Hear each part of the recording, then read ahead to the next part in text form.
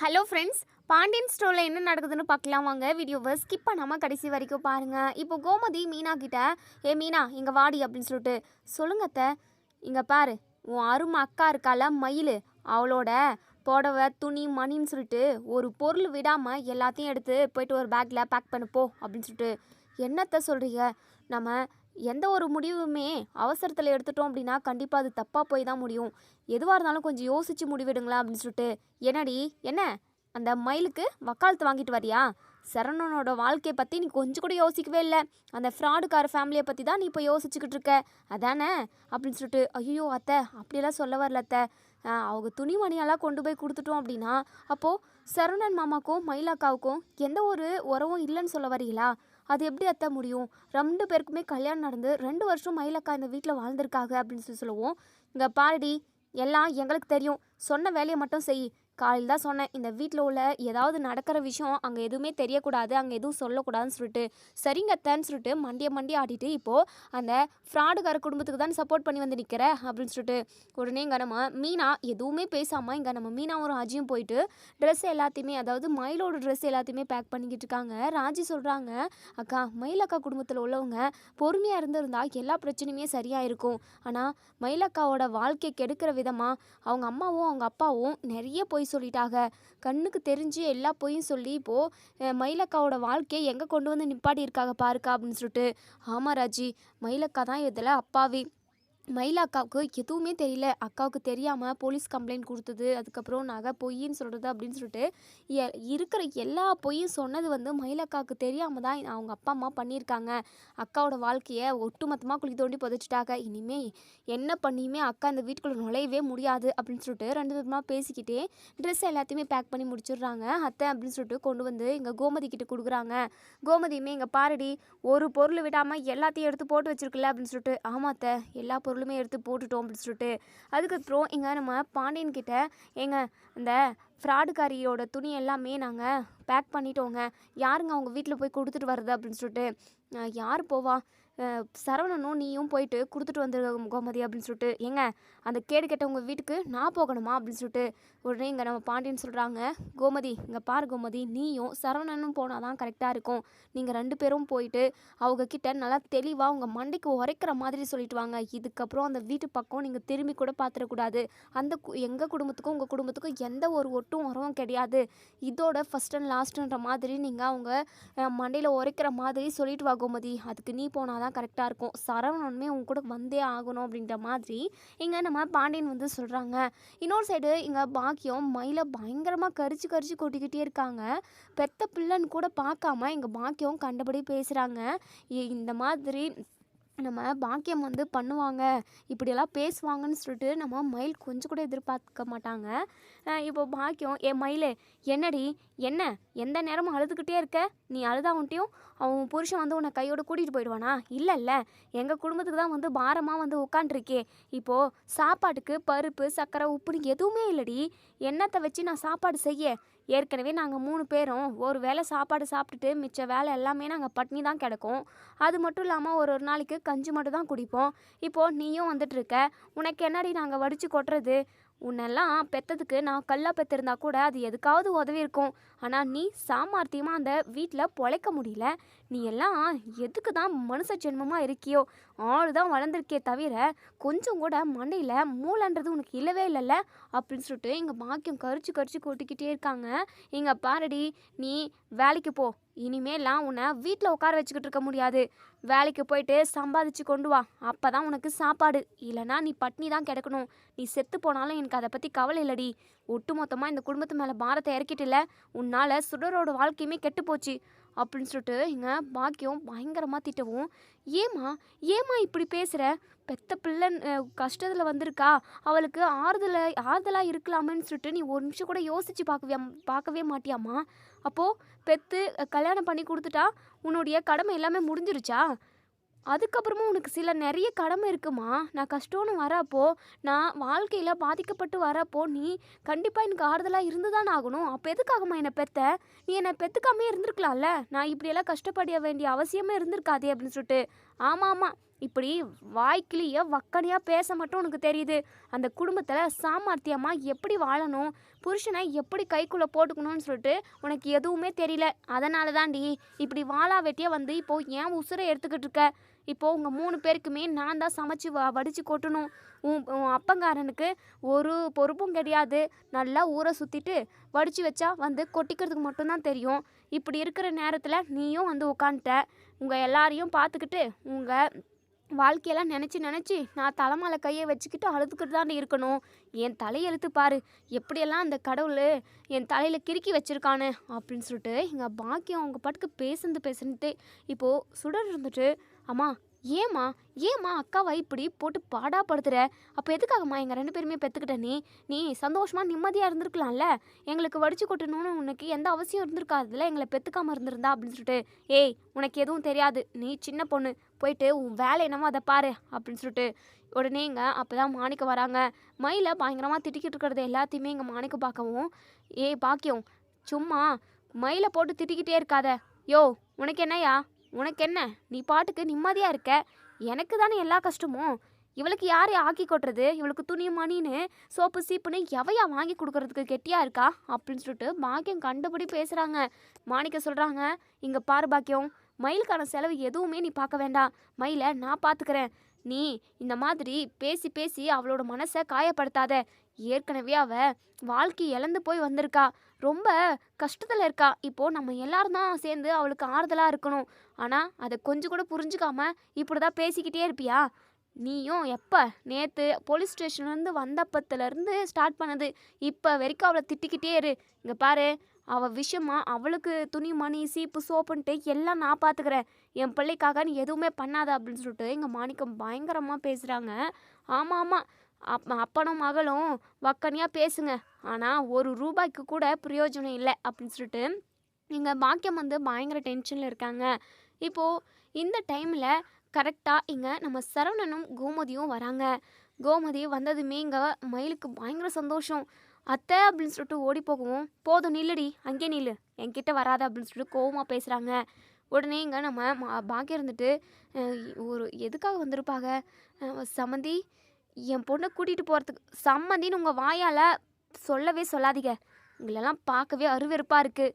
இந்த வீட்டுக்கு வரத்துக்கு கூட எனக்கு சுத்தமாக பிடிக்கல, வேறு வழி இல்லையே, இதோட கடைசி நான் இங்கே வர்றது. இங்கே பாருடி மயிலு பொய்க்காரி, இனிமே அதாவது உன்னுடைய பொருள் எதுவுமே எங்கள் வீட்டில் இருக்கக்கூடாதுன்றதுக்காக தான் உன்னுடைய துணி மணின்னு எல்லாத்தையுமே நம்ம மூட்டை கட்டி எடுத்துகிட்டு வந்திருக்கோம் அப்படின்னு சொல்கிறாங்க.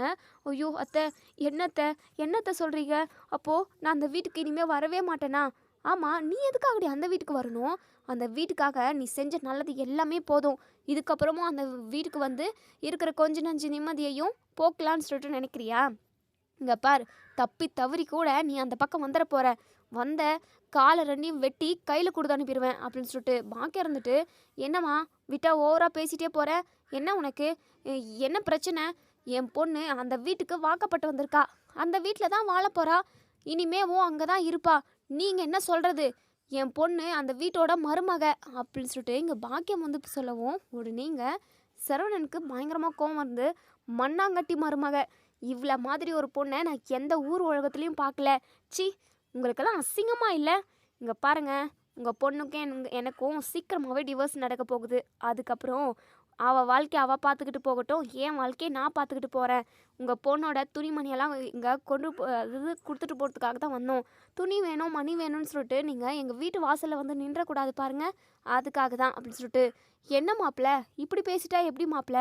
அப்போ என் பொண்ணோட வாழ்க்கை இங்கே பாருங்கள், உங்கள் பொண்ணோட நான் ஒன்று சேர்ந்து வாழ்னா அப்படின்னா என் வாழ்க்கை தான் நாசமாக போகும். என் வாழ்க்கையை நான் காப்பாற்றிக்கணும். அதனால் உங்கள் பொண்ணுக்கிட்ட இருந்து நான் விடுதலை வாங்கிக்கிட்டு போகணும். அப்போது எனக்கு டிவோர்ஸ் கிடைக்கணும். சீக்கிரமாகவே அதுக்கான ஏற்பாடு எல்லாமே நான் பண்ணிடுறேன் அப்படின்னு சொல்லிட்டு இங்கே நம்ம சரவணன் சொல்லிவிட்டு, அம்மா வாம்மா, இதுக்கப்புறம் இங்கே இவங்கக்கிட்டலாம் நின்று என்ன பேச்சு அப்படின்னு சொல்லிட்டு உடனே நம்ம மயில் இருந்துட்டு, மாமா ப்ளீஸ் மாமா போகாதீங்க மாமா அப்படின்னு சொல்லிட்டு ரொம்பவே கெஞ்சி அழுகுறாங்க. இங்கே பாரடி, மாமா கீமா நீ ஏதாவது கூட்டுக்கிட்டு இருந்த அம்புடுதான், அதுக்கப்புறம் கழுத்தை நெரிச்சி கொன்னே போட்டுருவேன். நீ சொன்ன பொய் எல்லாமே இப்போ எனக்கு மைண்டுக்குள்ளே வந்து போகுது. அப்பா எம்பிட்டு பொய், உன்ன மாதிரி ஒரு பொய்க்காரி உருவத்தை நான் எங்கேயுமே பார்த்ததில்ல. சி, நினைக்கவே அருவருப்பாக இருக்குது. அம்மா வாமா போகலாம் அப்படின்னு சொல்லிட்டு 2 பேருமா கிளம்பி போயிடுறாங்க. இங்கே மயில் பயங்கரமாக அழுகுறாங்க. அப்பா பாத்தீங்களாப்பா அவங்க எப்படி பேசிட்டு போகிறாங்கன்ட்டு. அப்போது என் வாழ்க்கை ஒட்டு மொத்தமாக போச்சா, இனிமேல் நான் அந்த வீட்டு பக்கம் கூட போகவே முடியாதா அப்படின்னு சொல்லிட்டு அழுகுறாங்க. மயில் அழுகாதம்மா அப்படின்னு சொல்லிட்டு உன்னையும் பாக்கியம் இருந்துட்டு, பாத்தியாடி பாத்தியா எப்படியெல்லாம் அவமானப்படுத்திட்டு போகிறாங்கன்னு, எல்லாமே உன்னால தான், நான் பெத்துக்காமே இருந்திருக்கலாம் அப்படின்னு சொல்லிட்டு, போதும் நிறுத்துமா, நீ ஒவ்வொன்றும் கேட்குறப்பெல்லாம் எனக்கு ஊசியால் குத்துற மாதிரி இருக்குது. ஏற்கனவே என் புருஷன் வீட்டிலேருந்து நான் இங்கே வந்து வாழா வெட்டியாக உக்காண்ட்ருக்கேன்னு சொல்லிட்டு ஒவ்வொரு நிமிஷமும் நான் நொந்துக்கிட்டு இருக்கேன். ஆனால் அதை கொஞ்சம் கூட மனசில் போட்டுக்காம நீ பாட்டுக்கு என்னென்னமோ பேசிக்கிட்டே இருக்க. விட்டா கொன்று போட்டுருவ போல. அப்படியேனா கொன்று போடுமா, நான் ஒரே அடியாக போய் சேர்றேன். உன்னுடைய கேள்வியெல்லாம் என்னால் வாங்கிக்க முடியல. ச்சே, இப்படி ஒரு வாழ்க்கை வாழணுமான்னு தோணுது அப்படின்னு சொல்லிட்டு உடனே நம்ம மாணிக்கம் இருந்துட்டு, பாக்கியம் பாத்தியா மயிலை இல்லாமல் பண்ணிட்டு போற, அவ நம்ம பிள்ளை, கொஞ்சமாவது பெத்த பிள்ளைன்னு சொல்லிட்டு உனக்கு பாசம் இருக்குதா? எதுக்காக இப்படி கரிச்சு கொட்டிக்கிட்டே இருக்க? வாயை திறந்த அவ்வளோதான், நாக்கை இழுத்து வச்சு கட் பண்ணிடுவான் அப்படின்னு சொல்லிட்டு மாணிக்கம் சொல்லவும், யோ என்னையா, அட அமைதியாக இரு பாக்கியம், இத்தனை நாளா நீ போட்ட சட்டத்துக்கெல்லாம் நான் தலையாட்டிக்கிட்டு இருந்ததெல்லாம் போதும். உனக்கு என்ன சமைக்கிறதுக்கு மளிகை சாமானம் வேணும், அதுக்கப்புறம் மயிலுக்கு துணிமணின்னு வீட்டு செலவுக்கு எல்லாமே நான் பணம் கொடுக்கணும், அப்படி தானே? நான் எப்படியாவது கஷ்டப்பட்டு வேலைக்கு போயிட்டு சம்பாதிச்சு உங்களுக்கு கொண்டு வந்து போடுறேன். தேவையில்லாமல் பேசி மயிலோட மனசை கஷ்டப்படுத்தாத. கொஞ்ச நாள் போகட்டும், ஆனால் கண்டிப்பாக மாப்பிள்ளைக்கு நம்ம டிவோர்ஸ் கொடுக்கவே கூடாது.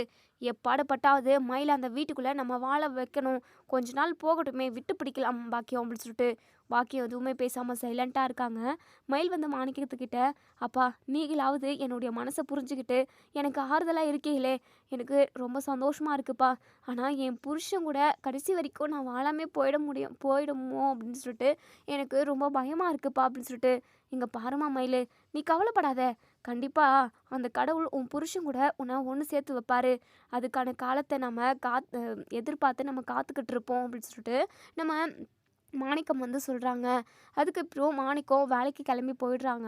மயில் செவுத்துல சாஞ்சிக்கிட்டு உட்காந்துருக்காங்க. சுடர் மயிலுக்கு சாப்பாடு கொண்டு வந்து கொடுக்கவும், மயில் வேண்டாம் வேண்டான்னு சொல்கிறாங்க. அக்கா கொஞ்சமாவது சாப்பிடுக்கா, நேற்று நீ போலீஸ் ஸ்டேஷன்லேருந்து வீட்டுக்கு வந்ததுலேருந்து இப்போ வரைக்கும் பச்சை தண்ணி கூட பல்லில் படாமல் இருக்க, இப்படி இருந்தால் உடம்புக்கு ஏதாவது ஆகிடும், சாப்பிடுக்கா ப்ளீஸ்க்கா அப்படின்னு சொல்லிட்டு நம்ம சுடர் வந்து கெஞ்சுறாங்க. ஆனால் இங்கே நம்ம மயில் இருந்துட்டு, வேணாம் சுடர், இப்படியே சாப்பிடாம இருந்து செத்து போயிடலான்னு தோணுது, எதுக்காக நான் உயிர் வாழ்ந்துக்கிட்டு, இங்கே பாரு சுடரு, வாழ்க்கையை நீ தான் காப்பாற்றிக்கணும். உனக்கு பிடிச்ச மாதிரி நீ ஒரு வாழ்க்கை அமைச்சிக்கோ.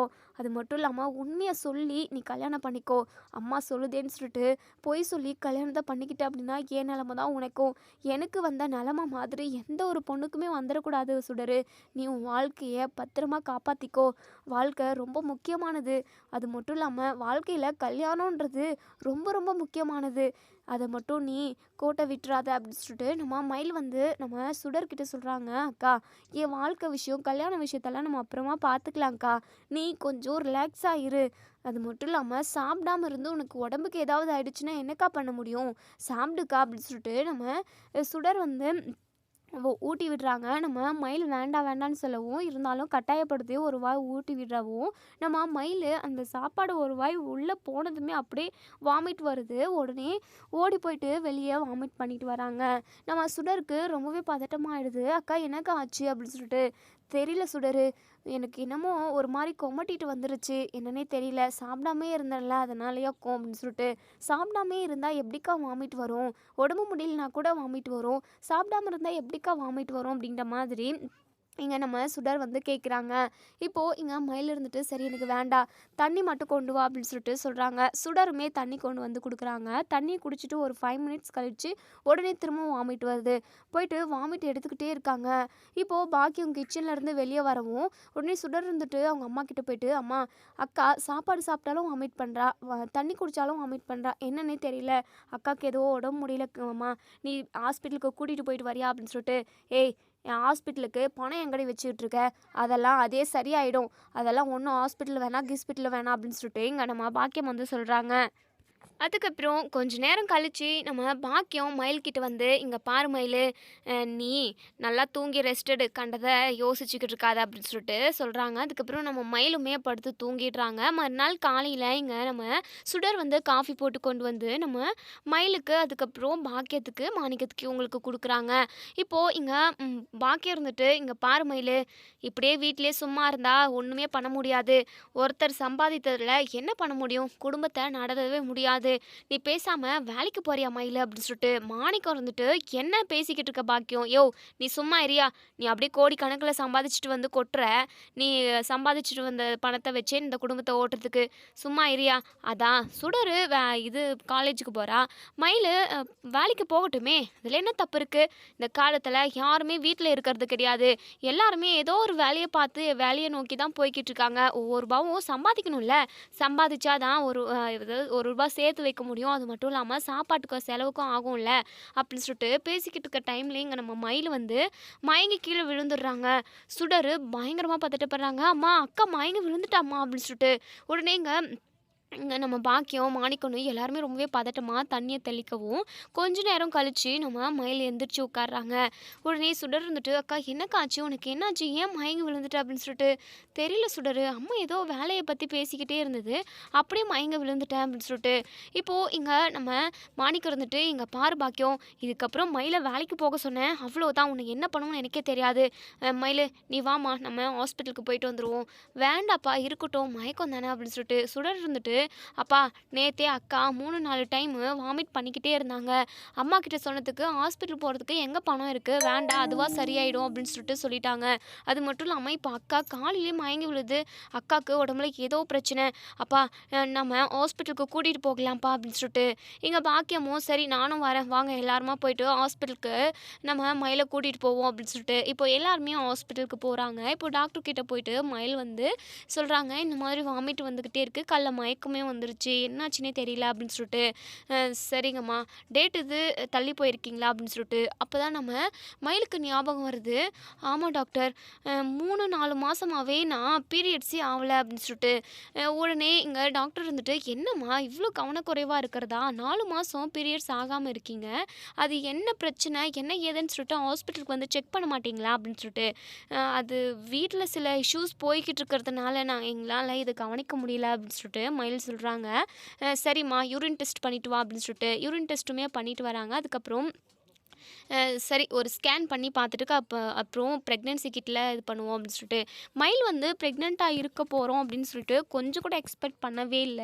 ஏன்னா ஏற்கனவே அப்படி இருந்துதான் இல்லவே இல்ல, ப்ரெக்னென்ட்டாக இல்லன்னு சொல்லிட்டு டாக்டர் சொல்லியிருப்பாங்க.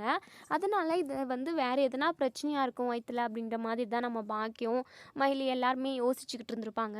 இப்போது மயில வந்து ஸ்கேன் பண்ணுறதுக்காக கூட்டிகிட்டு போகிறாங்க. ஸ்கேன்லுமே தெரியுது நம்ம மயில் வந்து ப்ரெக்னென்ட்டாக இருக்காங்கன்னு சொல்லிட்டு. மயில்கிட்ட டாக்டர் வந்து எதுவுமே சொல்லவே இல்ல. அதுக்கப்புறம் ப்ரெக்னன்சி கிட்ல செக் பண்ணிட்டு வர சொல்றாங்க. அதுக்கப்புறம் ப்ரெக்னன்சி கிட்ல ரெட்டை கோடு காட்டுது. அப்போவுமே நம்ம மயில் வந்து அது வந்து பெருசாவே எடுத்துக்கல. ஏன்னா போன டைமுமே ப்ரெக்னன்சி கிட்ல ரெட்டை கோடு காட்டுச்சு. அப்போவுமே ப்ரெக்னென்ட்டாக இல்ல அப்படின்னு சொல்லிட்டு சொல்லிட்டாங்க. அதனால அத கேஷுவலாவே விட்டுட்டாங்க. இப்போ டாக்டர் கிட்ட கொண்டு வந்து காட்டுறாங்க. இப்போ இங்க டாக்டர் இருந்துட்டு, "இங்க பாருங்க, வாமிட் அதுக்கப்புறம் மயக்கம் அதெல்லாம் எதுக்காக வருது அப்படின்னா, நீங்க ப்ரெக்னென்ட்டா இருக்கீங்க. அதனால தான்" அப்படின்னு சொல்லிட்டு. இத கேட்டதுமே இங்க நம்ம மயிலுக்கு பயங்கர அதிர்ச்சியா இருக்கு. அதே சமயம் சந்தோஷப்படுறாங்க. இருந்தாலும் நம்ப முடியல. "இல்ல டாக்டர், அ இல்லையே, இந்த மாதிரி கிட்ல ஏற்கனவே இந்த மாதிரி செக் பண்ணி பார்த்து தான் ரெட்டை கோடு வந்தது. ஆனா 100ல ஒருத்தவங்களுக்கு இப்படி இல்லாம போகலாம் அப்படின்னு சொல்லிட்டு நீங்க தானே சொன்னீங்க" அப்படின்னு சொல்லிட்டு. "புரியுதும்மா மயிலு. ஆனா ஸ்கேன்ல குழந்தை இருந்ததே. நீ ப்ரெக்னென்ட்டா இருக்க.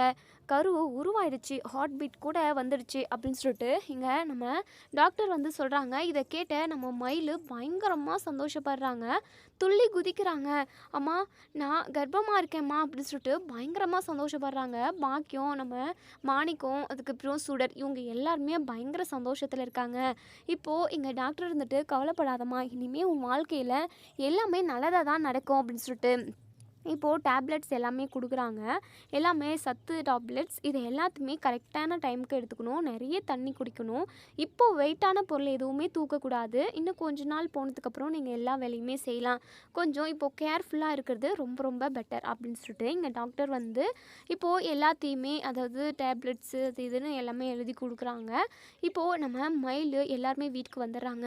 இப்போ பாக்கியத்தை கட்டி பிடிச்சிக்கிட்டு, அம்மா நான் இதை எதிர்பார்க்கவே இல்லைம்மா, உண்மையாகவே நான் கர்ப்பமாக இருக்கிறதா நான் யோசிச்சு கூட பார்க்கல, ஏற்கனவே இது பொய்யா போயிடுச்சேன்னு சொல்லிட்டு நான் எக்ஸ்பெக்ட் பண்ணவே இல்லை. 3-4 மாதமாக பீரியட்ஸ் ஆகலை, வயிற்றில் ஏதோ பிரச்சனை இருக்குதுன்னு சொல்லிட்டு நானும் சாதாரணமாக கண்டுக்காமல் விட்டுட்டேன். வீட்டில் நிறைய பிரச்சனை போய்கிட்டு இருந்தது. இந்த பொய்யை எப்படி அதாவது உண்மையை மறைச்சிக்கிட்டு எப்போ உண்மை வெளியே தெரிஞ்சிருமோன்னு சொல்லிட்டு பதட்டப்பட்டுக்கிட்டு இருக்கிறதுக்கே டைம் சரியாக போச்சு. இதை பற்றிலாம் நான் யோசிச்சு கூட பார்க்கல.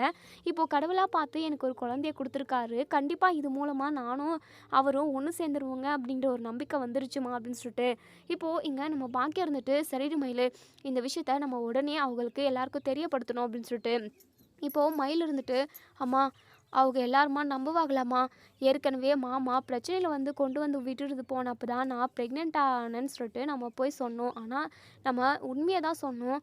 ஆனால் குழந்தை இல்லாமல் போயிடுச்சு.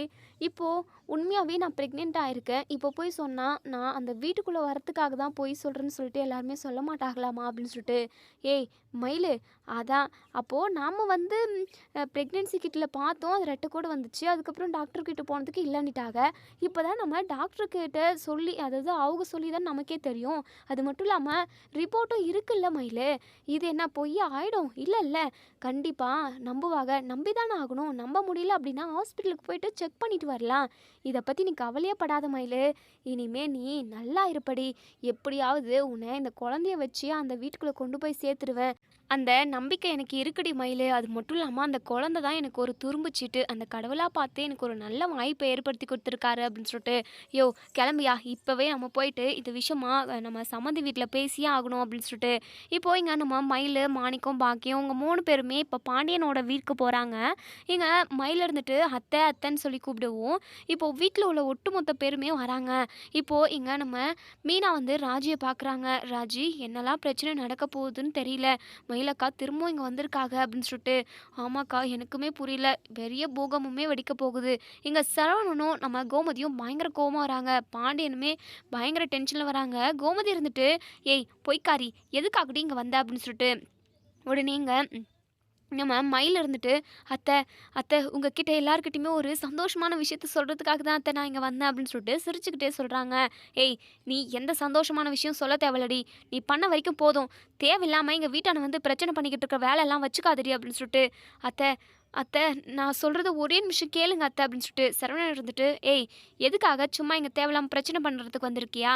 நீ என்ன தான் அழுதுக்க புலம்பனாலுமே இந்த வீட்டுக்குள்ளே நீ வரவே முடியாதுடி அப்படின்னு சொல்லிட்டு உடனே பாக்கி இருந்துட்டு, அட எல்லாரும் கொஞ்ச நேரம் சும்மா இருக்கீங்களா? என் பொண்ணு ஒரு முக்கியமான விஷயத்த சொல்கிறதுக்காக வந்திருக்கா. காது கொடுத்து கேட்காம நீங்கள் பாட்டுக்கு லபலபோன்னு பேசிக்கிட்டே இருக்கீங்க அப்படின்னு சொல்லிட்டு இப்போது நம்ம மயில் இருந்துட்டு, அத்தை நான் கர்ப்பமாக இருக்கேன் அத்தை அப்படின்னு சொல்லிட்டு இதை கேட்டதுமே இங்கே நம்ம கோமதியும் அப்படி திருட்டு முழி அதாவது பயங்கர அதிர்ச்சியாக உருட்டியாக கண்ணை முழிச்சு பார்க்குறாங்க. சரவணனுக்கு அதிர்ச்சியாக இருக்குது. இல்லை இவங்க குடும்பமாக சேர்ந்து போய் சொல்கிறாங்க அப்படின்னு சொல்லிட்டு இப்போது இங்கே நம்ம கோமதி கிட்ட, அம்மா இந்த குடும்பமே எப்படியாப்பட்ட குடும்பம்னு நமக்கு தெரியாதா? நகை விஷயத்தில், படிப்பு விஷயத்தில், ஏற்கனவே குழந்தை விஷயத்துலன்னு சொல்லிட்டு இவங்க எக்கச்சக்கமான பொய்யை சொல்லியிருக்காங்க. திரும்பவும் இந்த பொய்யவே வச்சு மெயின்டைன் பண்ணுறாங்க பார்த்தீங்களாம்மா. என்ன தான் நீங்கள் பொய் சொல்லி ஆர்ப்பாட்டம் பண்ணாலும் இந்த வீட்டுக்குள்ளே நீங்கள் நுழையவே முடியாது அப்படின்னு சொல்லிட்டு இங்கே நம்ம சரவணன் வந்து சத்தமாக சொல்லவும் உடனே நம்ம மயில் இருந்துட்டு, தெரியுமாம்மா நாங்கள் இந்த விஷயத்த சொன்னோம் அப்படின்னா கூட நீங்கள் நம்ப மாட்டீங்கன்னு அது எனக்கு தெரியும்.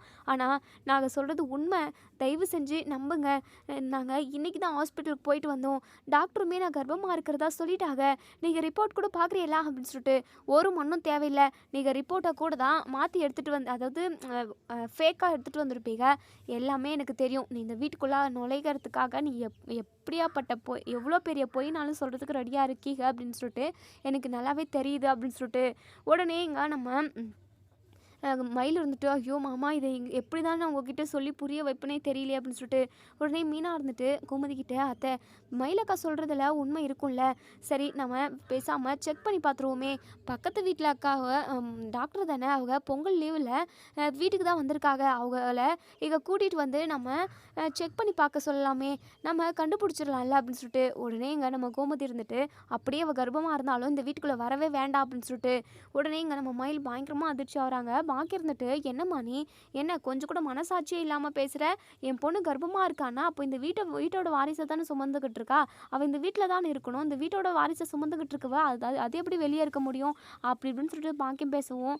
ஆமாம் நீங்கள் பண்ண தப்புக்கு நீங்கள் தண்டனை அனுபவிச்சு தான் ஆகணும், இந்த குடும்பத்துக்குள்ளே நுழையக்கூடாது அப்படின்னு சொல்லிட்டு உடனே இங்கே நம்ம பாண்டியன் இருந்துட்டு கோமதி நிறுத்து கோமதி, என்னதான் அவங்க போய் சொல்லியிருந்தாலுமே கர்ப்பமாக இருக்கிறதா சொல்கிறாங்க, அது உண்மையாக இல்லையா நம்ம ஃபஸ்ட்டு கன்ஃபார்ம் பண்ணி பார்ப்போம்.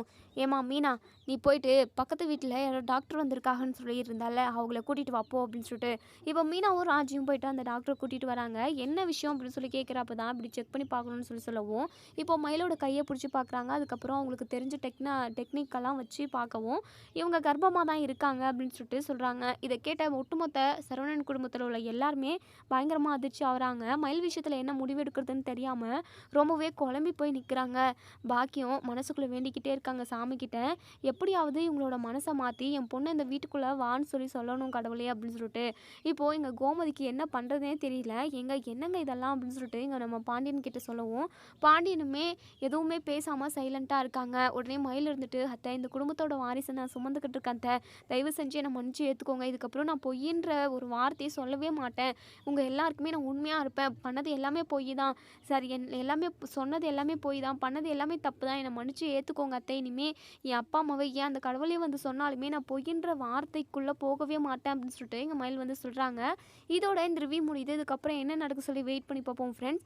இது விஷயமா பாண்டியன் குடும்பத்தில் என்ன முடிவு எடுப்பாங்க, உங்களோட கருத்துக்களை கமெண்ட் பாக்ஸில் கமெண்ட் பண்ணி தெரிவிங்க. தேங்க்யூ. வீடியோவை ஷேர் பண்ணி லைக் பண்ணி கமெண்ட் பண்ணி தெரிவிங்க. Thank you friends.